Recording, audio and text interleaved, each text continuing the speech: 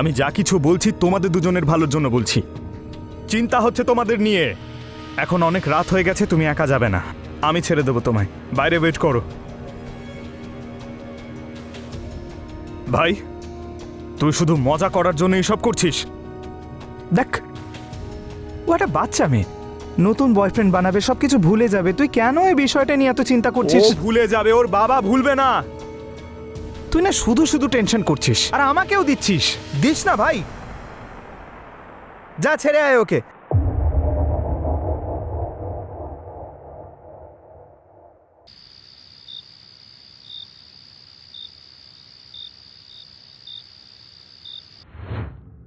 তুমি বিয়ে কবে করবে? আরে তোমার এখন বয়সটা কত? 16-17 বছর বয়স তোমার। ভালোবাসার সময় তো বয়স দেখোনি, এখন কেন বলছো? ভালোবাসার সময় তো মুড দেখতে হয়, তাই না?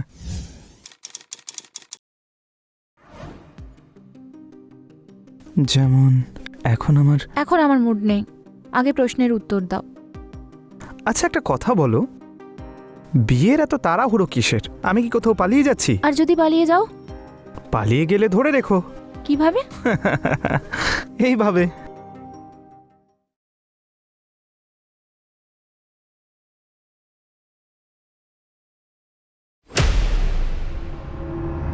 তুই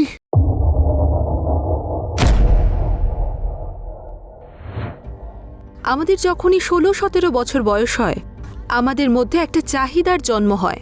আসলে বয়সটাই এরকম যে আমাদের চিন্তাকে নিয়ন্ত্রণে রাখা উচিত। সরকারি হিসেব অনুযায়ী যখন আপনার 18 বছর বয়স হয়, তখন আপনাকে সাবালক বলা হয়। নাবালক অবস্থায় প্রেম করা একটা অপরাধ, কিন্তু যৌবনের সময় বেশিরভাগ ছেলেমেয়েরাই এই ভুলটাই করে। তারপর অনেকবারই সেখান থেকে জন্ম নেয় অপরাধের নতুন ঘটনা। চলুন দেখা যাক সুধার সঙ্গে কি হয়েছিল। ইন্সপেক্টর স্যার, আমাকে সাহায্য করুন। আমার মেয়ে। আপনি প্লিজ বসুন, প্লিজ বসুন। কি হয়েছে? এত ভয় পেয়ে আছেন কেন? আমার মেয়ে কাল রাত থেকে বাড়ি ফেরেনি। চলে আসবে, হতে পারে কোনো বন্ধু বা আত্মীয়র বাড়িতে গেছে। না না, ওর 16 বছর বয়স, ওর কোনো বন্ধু টন্ধু নেই, শুধু ওই অপদার্থ ছেলেটা ছাড়া। কে? ওর নাম বিকাশ স্যার। আমার মেয়েকে ওর ভালোবাসার জালে ফাঁসিয়ে রেখেছে, আর ও লুকিয়ে লুকিয়ে এসে দেখা করে। আমার খুব ভয় করছে, ও আবার আমার মেয়ের সঙ্গে কিছু করবে না তো? দেখুন, আপনি ভয় পাবেন না। আচ্ছা, ওর কোনো ছবি আছে? হ্যাঁ আছে তো, এই যে।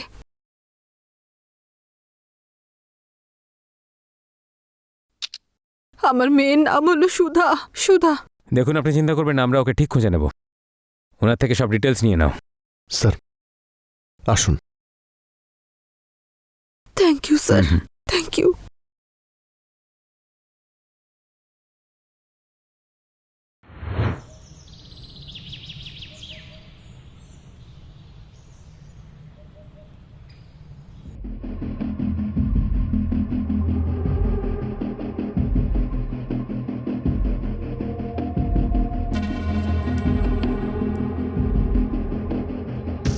কিছু জানতে পারলে?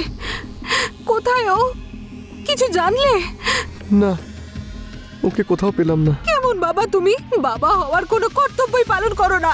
আমি কতবার বারণ করেছিলাম আমার মেয়ের সঙ্গে যেন ওই ছেলেটার নাম এসে, কিন্তু তুমি আমার একটা কথাও শোনো না। যদি আমার মেয়েটার কিছু হয়ে যায়, আমি সারা জীবনও তোমার সঙ্গে কথা বলবো না। আরে ও তো আমারও মেয়ে, ওকে নিয়ে আমারও টেনশন হচ্ছে। হ্যাঁ, তাহলে বাবা হওয়ার কর্তব্য পালন করো। খুঁজে আনো ওকে, যেখান থেকেই হোক। ওকে যেখান থেকে হোক রমা, খুঁজে নিয়ে রমা, প্লিজ এসো। শান্ত হও রমা। সব ঠিক হয়ে যাবে। আসলে কি ঘটেছিল সুধার সঙ্গে? একজন মায়ের কাছ থেকে যদি তার সন্তান কিছুক্ষণের জন্য হলেও দূরে সরে যায়, তাহলে সেই মায়ের উপর দিয়ে কি যায় সেটা তো আপনি বুঝতেই পারছেন। আর এখানে সুধাকে সারা রাত ধরেই খুঁজে পাওয়া যায়নি। পুলিশ বিকাশকে খোঁজার জন্য টিম পাঠিয়েছিল, আর বিকাশ ধরা পড়ে গিয়েছিল।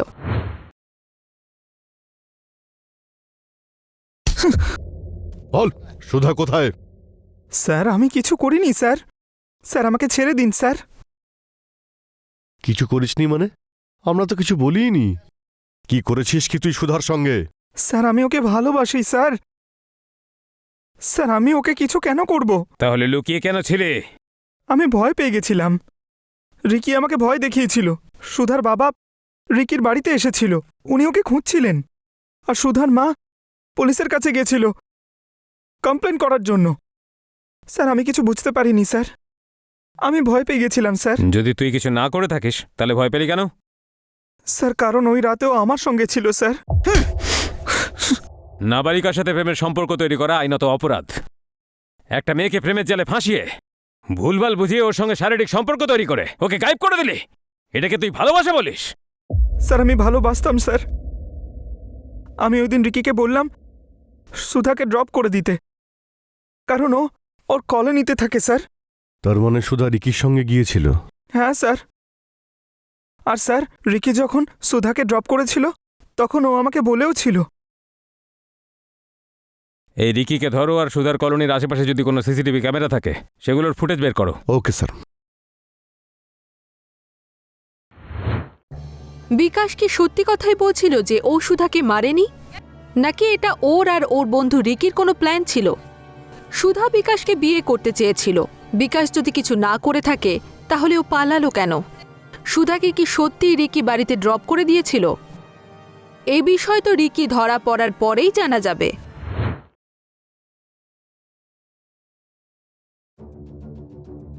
চিজ সি, হ্যাঁ নাইস। তাই না? সো কফি তো শেষ হয়ে গেল, এবার ঘুরতে যাই। ঘুরতে? হ্যাঁ।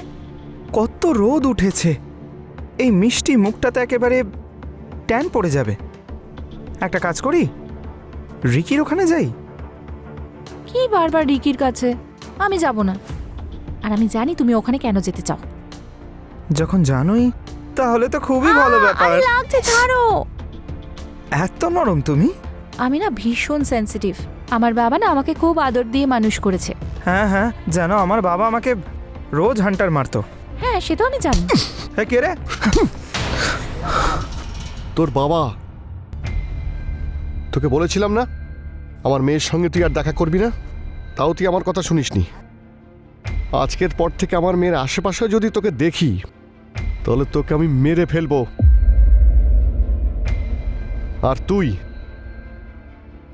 এরপর থেকে এর সঙ্গে যদি দেখা করিস তাহলে আমি তোকেও মেরে ফেলবো। চল চল বলছি।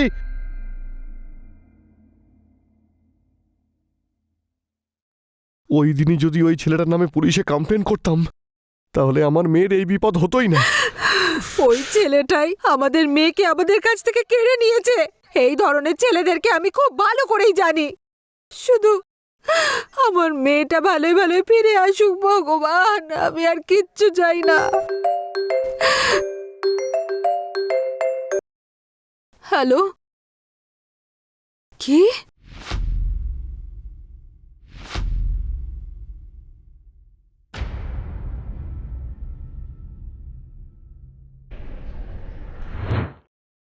আপনারা আমাকে এখানে আনলেন কেন?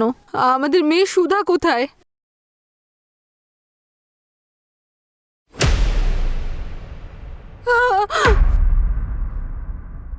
না, আমার মেয়ে, আমার মেয়ে, আমার মেয়ে সুধা, আমার মেয়ে। দেখুন, নিজেকে সামলান। আমরা সুধার লাশ একটা বস্তায় পাহাড়ের পাশে পেয়েছি। কিছু বাচ্চারা ওখানে ট্রেক করতে গেছিল, ওরা বস্তাটা দেখেছিল আর ওটা থেকেই লাশটা বেরিয়েছে। শনাক্তকরণের পরে জানা গেল যে লাশটা সুধার। খুন করেছে ওই শয়তানটা, আমার ফুলের মতো মেয়েকে খুন করেছে।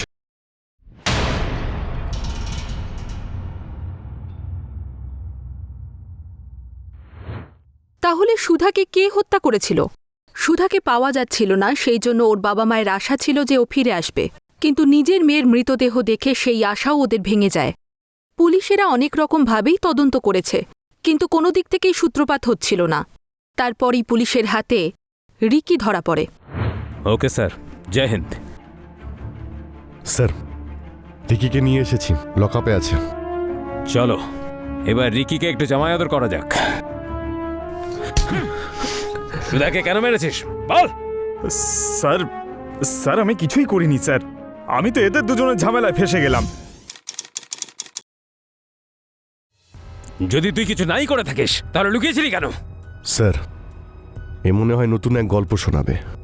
সুধাকে এই খুন করেছে, তাই জন্য ও পালিয়েছিল। ধরা পড়েছে, তাই ও নাটক করছে।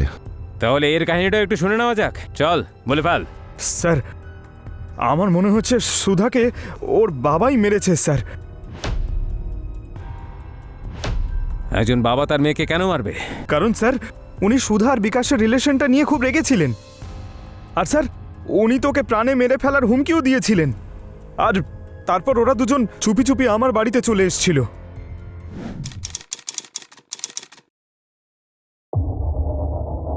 তুই তোরা দুজন আমার বাড়িটাকে হানিমুন স্পট মনে করেছিস? হ্যাঁ, যখনই মনে হবে তখনই এসে শুরু করে দিবি। কি বাজে কথা বলছো তুমি? মাথা খারাপ হয়ে গেছে তোর? হ্যাঁ মাথা খারাপ হয়ে গেছে, মাথা খারাপ হয়ে গেছে আমার। আরে ওর বাবা তোদের দুজনকে হুমকি দিয়েছিল না, মেরে ফেলবে তোদের দুজনকে। তবুও কি করছিলি তোরা এখানে? তুই টেনশন কেন নিচ্ছিস? আমি আছি তো। কেন নেব না টেনশন? হ্যাঁ, আরে এটা আমার বাড়ি ভাই, আর তোরা দুজন এটাকে হানিমুন স্পট বানিয়ে দিয়েছিস।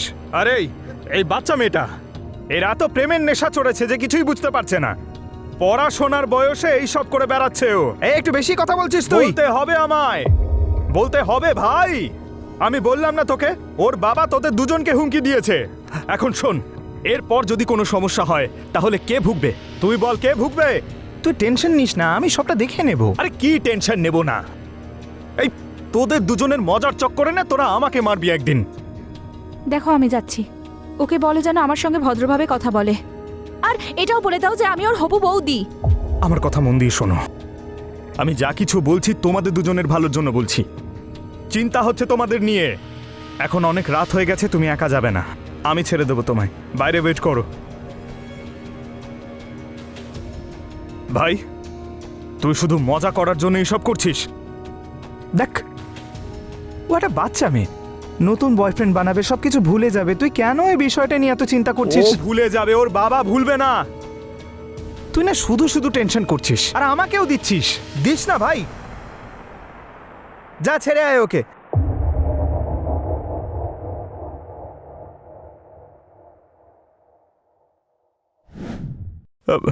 এইসব চলছিল স্যার, এবার আমি আপনাকে আর কি বলবো? দেখুন স্যার, আমি সুধাকে ওর কলোনির সামনে সেদিনকে রাতে নামিয়ে দিই। স্যার ওর বাবা এত বড় সাইকো, এত বড় ঝামেলায় কেন পড়বো আমি? আপনি আপনি নিজেই ভেবে দেখুন স্যার।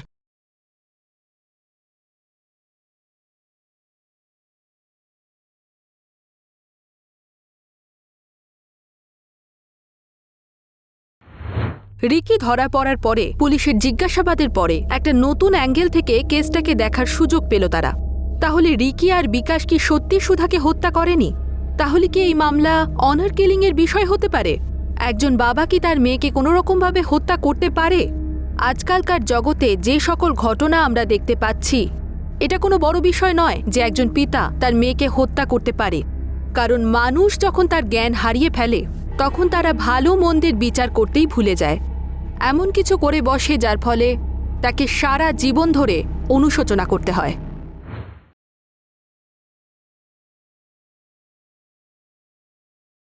স্যার, এই দেখুন, সুধার বাড়ির পাশে সিসিটিভি ফুটেজ। এতে তো অন্য কিছু দেখা যাচ্ছে। কই দেখাও।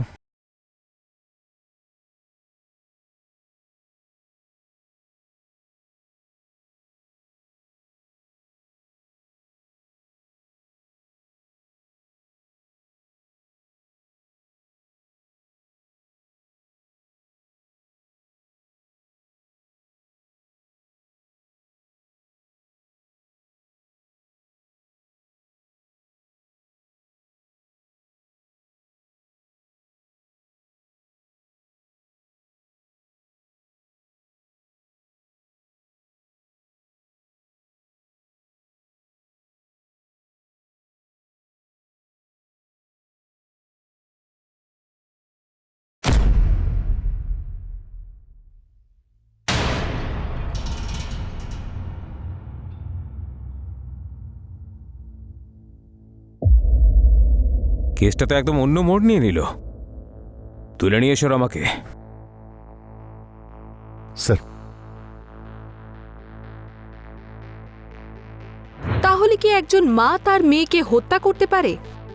সিসিটিভি ফুটেজে দেখা গেছে রমা একটা বস্তা নিয়ে গাড়িতে উঠছে, কিন্তু এটা কি করে সম্ভব? একজন মা এইভাবে তার মেয়েকে কি করে নির্মমভাবে হত্যা করতে পারে? সেই মায়ের একবারও হাত কেঁপে ওঠেনি? আর এই বিষয়ে সুকেশ কি কিছুই জানতে পারেনি? কেন মেরেছ সুধাকে বলো? এটা আপনি কি বলছেন? আমি কেন নিজের মেয়েকে খুন করব? আর যে রাত থেকে ওকে পাওয়া যাচ্ছে না, আমি বাড়িতে ছিলামই না। আমি আমার বন্ধুদের সঙ্গে ট্রিপে গিয়েছিলাম। আমি বাড়িতে ফিরে আসার পরেই জানতে পারি যে সুধাকে খুঁজে পাওয়া যাচ্ছে না। আপনি বাইরে ছিলেন না, সেই সুযোগ নিয়েই আপনার স্ত্রী সুধাকে মেরে ফেলেছে। কেন? কি? রমা, তুমি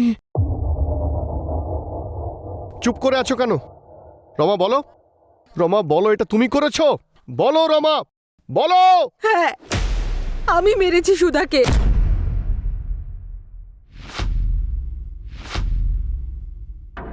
আমি হাজারবার বারণ করা সত্ত্বেও ও ওই ছেলেটার সঙ্গেই মিশছিল। ওই ছেলেটা আমার মেয়ের জীবন শেষ করে দিচ্ছিল, কিন্তু আমার মেয়ে ওর প্রেমে পাগল ছিল। ও তো জানতোই না কোনটা ঠিক কোনটা ভুল।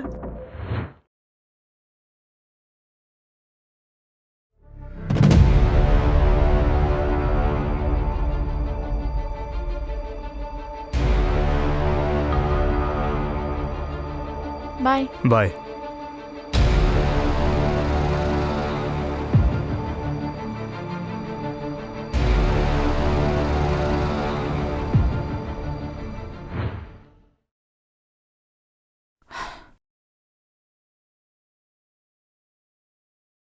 দাঁড়া, কি হয়েছে মা? আমি তোকে বারণ করেছিলাম না এই রাস্তার ছেলেটার সঙ্গে দেখা করবি না? আরে মা, আমি ওকে ভালোবাসি। ভালোবাসা? ভালোবাসার বয়স এটা নয়। যখন বুঝতে পারবি তখন অনেক দেরি হয়ে যাবে। বুদ্ধি আছে আমার, তুমি আমায় বেশি শিখিও না।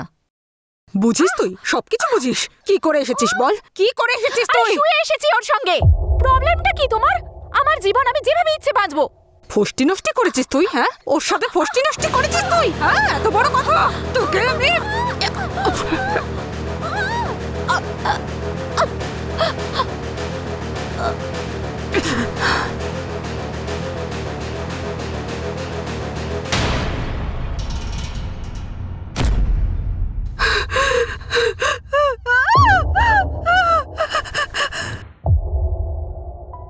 আমি আমার রাগ নিয়ন্ত্রণ করতে পারিনি।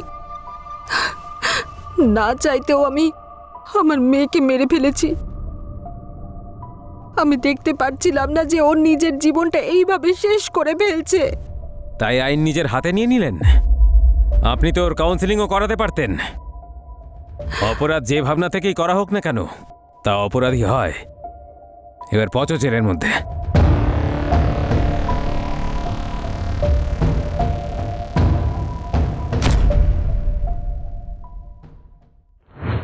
রমা কি ঠিক কাজ করেছে? একদমই না। মানছি যে মেয়ে ভুল করছিল, কিন্তু তার মানে এই নয় যে মানুষ নিজের উপর নিয়ন্ত্রণ হারিয়ে কারোর জীবনটাই শেষ করে ফেলবে। রমা সুধাকে মেরে বিকাশকে ফাঁসানোর চেষ্টা করছিল। এখন রমা জেলে, আর বিকাশও তার ভুলের শাস্তি পাচ্ছে। নাবালক ছেলে অথবা মেয়ে তার সঙ্গে শারীরিক সম্পর্ক করা একটা অপরাধ।